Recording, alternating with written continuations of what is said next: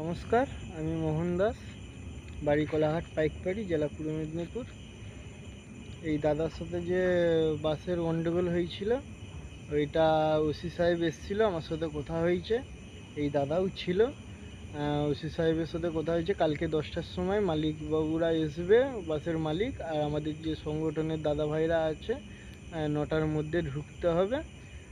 ঢুকে আবার ওইটা মীমাংসার মধ্যে হবে। আর ওসি সাহেব বলেছেন যে 2 মাস তো যেহেতু থাকবে, আর ওইটা 50,000 টাকার মতো ক্যাশ করবে।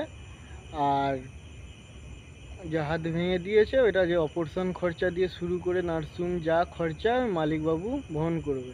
আর যদি না বহন করে, বাসটা আটকানো আছে আমাদের হলদিয়া মোড়ে, ওই নলে বাসে কেস করা হবে।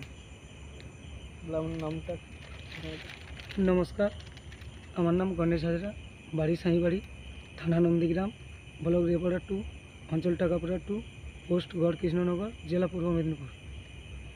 তো আমি ওই সিঙ্গুর গিয়েছিলাম, সিঙ্গুর থাকতে গাড়ি নিয়ে এসেছিলাম চন্দ্রকোনা টু হাওড়া। ওই বাসটার সঙ্গে আমার একটা ঝামেলা হয়। তো আমাকে এখানে এসে কোলাঘাট মোড় পার করে সিঙ্গেলে দাঁড় করে গাড়িটা ঘিরে ওর হেল্পার এসে রড দিয়ে মেরে আমার হাতটা ভেঙে দেয়।